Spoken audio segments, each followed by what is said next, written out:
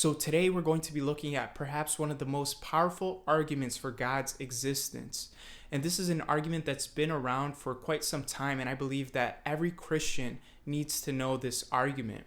This argument has been a thorn in the side of atheists. And if you've ever seen an atheist interact with this argument in a debate, usually they struggle to respond to this argument well, which is why I think this argument is so powerful. So first, I'm going to give an overview of the argument, and then we're going to go through the argument step by step, and we're going to look at some of the more common objections and some of the more powerful objections to the argument and how we can respond to these objections. So let's dive right in. So this argument, known as the Kalam Cosmological Argument, goes as follows. Everything that begins to exist has a cause. The universe began to exist. Therefore, the universe has a cause. Now, additionally, you can add two more steps to this argument to really drive the argument home. And these last two steps are, if the universe has a cause, then an uncaused personal creator of the universe exists, who without the universe is beginningless, changeless, immaterial, timeless, spaceless, and enormously powerful.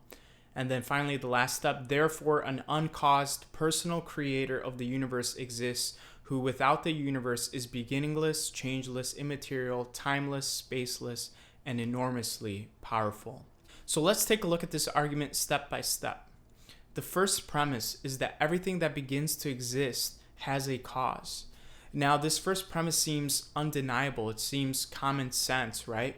Nothing can begin to exist without a cause. You and I did not begin to exist without a cause, right? Our parents came together in procreation, which caused us to come into existence. There is a cause to our existence.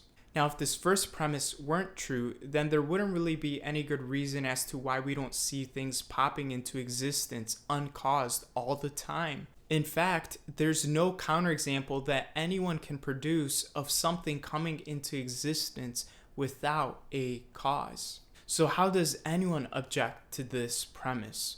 Well, a really bad but commonly used objection that isn't really much of an objection to this premise is, what about God? Who created God? But if someone asks this question, you can immediately tell that maybe they're just not familiar with the Kalam cosmological argument, or they just haven't really grappled with it seriously. The first premise only applies to things that begin to exist, which would not apply to God because God has always existed.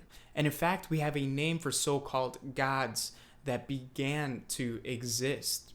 These gods are called idols, and we know that idols could not have created the universe since they themselves were created after the beginning of the universe. Now, this next objection that we're going to look at is a little bit more serious. And someone might say, well, what about quantum physics? Doesn't quantum physics show us that particles can pop into and out of existence out of nothing, uncaused? Now, unfortunately, this has become a really popular objection to the Kalam cosmological argument, and in part because few of us, if any of us, really understand quantum physics. And on top of that, there are people who play semantical games with the word nothing, and you'll see this a lot from Lawrence Krauss. But in short, the argument is, well, in quantum physics, we see that these virtual particles can pop into existence in a complete vacuum that contains no matter. But just because a vacuum may not contain matter, it doesn't mean that it doesn't contain anything at all. And in fact, a quantum vacuum is filled with a quantum field brimming with energy. And the Casimir effect shows us that if you want to reduce the quantum field within the vacuum, it actually takes energy, which means that a quantum vacuum doesn't contain nothing, it contains something, a quantum field. Now, don't just take my words for it. Here's what Alexander Vilenkin writes. A vacuum is ordinarily thought of as empty space, but according to modern particle physics, what is empty is not nothing. The vacuum is a physical object endowed with energy density and pressure. It can be in a number of different states or vacua. The properties and types of elementary particles differ from one vacuum to another. And philosopher David Albert actually criticizes Lawrence Krauss on this point, writing, and the fact that particles can pop in and out of existence over time as those fields rearrange themselves is not a whit more mysterious than the fact that fists can pop in and out of existence over time as my fingers rearrange themselves. And none of these poppings, if you look at them aright, amount to anything even remotely in the neighborhood of a creation from nothing. The quantum field is a part of the universe that began to exist. Now, the next premise is that the universe began to exist. Now, this premise too seems undeniable. All the evidence that we have points to the universe beginning to exist. And what has been taught by Christians for centuries has only recently, maybe in the past 60 years or so, become more commonly accepted in the scientific community. In fact, the notion that the universe began to exist started to gain popularity in the scientific community when Friedman and Lemaitre predicted an expanding universe, which, if we would have gone backwards, would have meant that the universe would have had a beginning. Lemaitre actually proposed the Big Bang, even though he faced resistance from some of the leading scientists at the time, such as Arthur Eddington and Fred Hoyle, who sarcastically coined the term Big Bang to insult the theory. Now, even Lawrence Krauss, as hostile as he is to theists, admits that all the evidence suggests that our universe had a beginning. All the evidence suggests our universe had a beginning. So what's the objection to this premise? Well, the objection to this premise is, well, the universe has always existed. But there are a couple problems with this objection. The first is the second law of thermodynamics, which teaches that in a closed, isolated system, the entropy is always increasing. What this means is that there'll be less and less usable energy as time goes on. Useful forms of energy get converted to heat every time work is done, so there's less and less usable energy in the universe. Now, if the universe had always existed, that means that there'd be no usable energy right now, because an infinite amount of time would have elapsed, allowing all the useful energy to be converted to entropy, to heat. And we wouldn't be able to move our hands. We wouldn't be alive. There would be no useful energy left in the universe, which is clearly not the case. And you don't just have to take my word for it. Listen to what physicist Alexander Vilenkin writes in grappling with the idea of an eternal universe. Vilenkin writes, "There is another way that the universe might be eternal in the past. It could have cycled through an infinite succession of expansions and contractions. This notion was briefly popular in the 1930s, but was then abandoned because of its apparent conflict with the second law of thermodynamics.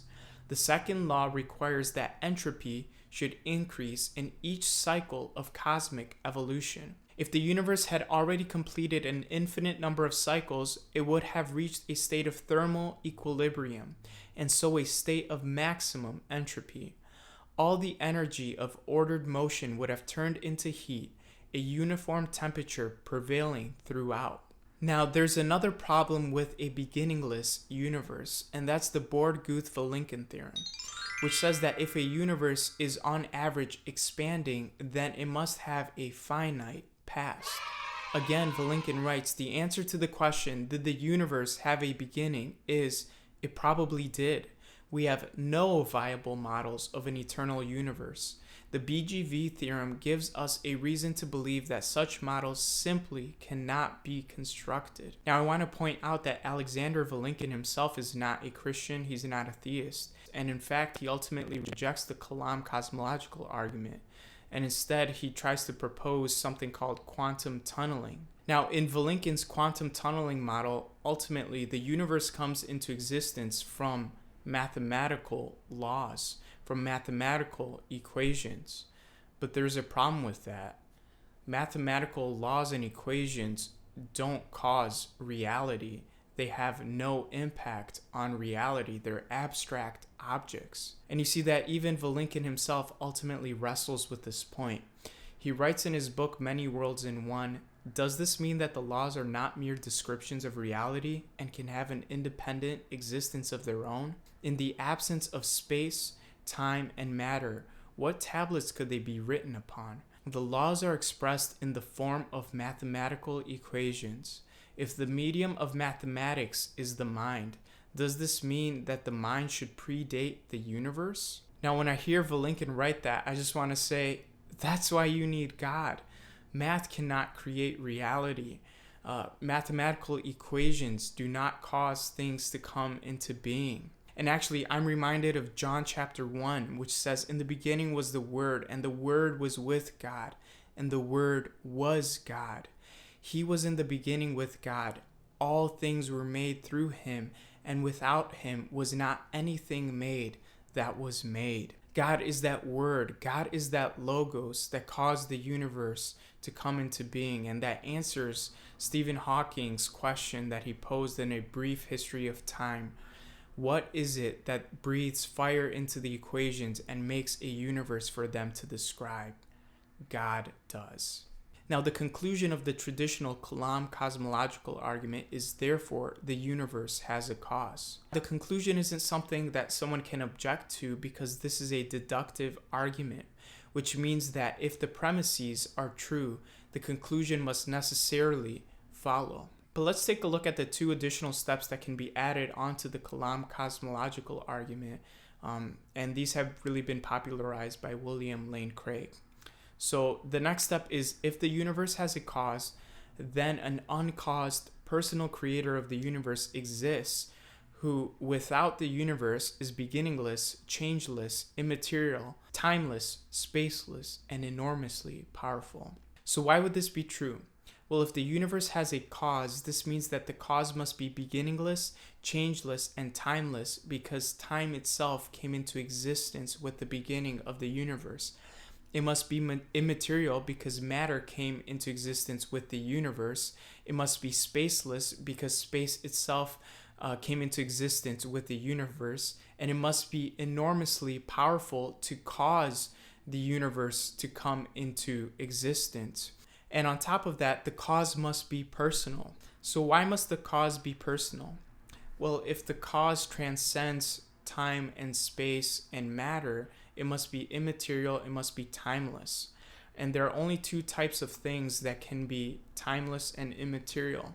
The first is abstract objects, like numbers or mathematical objects. But numbers or mathematical objects cannot cause anything to happen. They can't cause anything in reality to change, to happen. Now, the second type of immaterial reality is a mind, so it makes sense that an unembodied mind caused the universe to come into existence out of nothing. So finally, to drive the conclusion home, therefore, an uncaused personal creator of the universe exists, who sans the universe is beginningless, changeless, immaterial, timeless, spaceless, and enormously powerful. Now, hopefully you guys found this video helpful, and for the Christians, I hope that you guys feel more equipped to answer this question as to why do you believe in God's existence. I hope you guys have another tool in your tool belt to answer that question. Now, to the atheist, I hope that you've been challenged to look more closely at why is it that you believe what you believe, and to maybe challenge some of those ideas such as materialism, and maybe question, hey, is materialism really true? Because right now, materialism cannot explain the origin of the universe, and it never can explain the origin of the universe. Science cannot answer that final, ultimate metaphysical question as to why there is something rather than nothing, and what caused the universe to come into existence. Now, to borrow a point from Vince Vitale, atheists will oftentimes criticize Christians for believing in something so miraculous as the virgin birth of Jesus. But what atheists might not realize is that they believe in something far more miraculous, far more impossible. They believe in the virgin birth of the universe. And they believe that the entire universe could have come into existence from nothing without a cause. And that is the bigger miracle to believe in. That takes more faith to believe in. And it takes blind faith to believe in. So if you guys liked this video, feel free to like, comment, subscribe. I'll see you guys next time. Bye.